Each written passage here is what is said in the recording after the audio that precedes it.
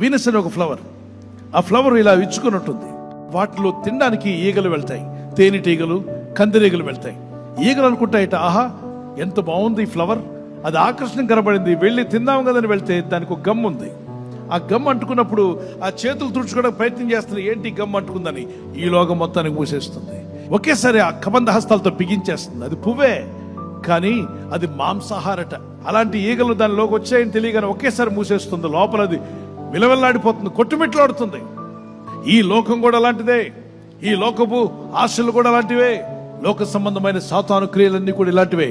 అది వ్యభిచారమో, జారత్వమో, డ్రగ్ కల్చరో, మరి pub కల్చరో, club కల్చరో, అపవిత్రమైన ఎన్నో పెట్టాడు సాతానుడు. ఆకర్షణీయంగా వెళ్ళి పడ్డావా, నిన్ను పూర్తిగా కబంధాస్తాలతో బిగించేసి బానిసగా మార్చి స్వతంత్రం లేకుండా చేస్తాడు.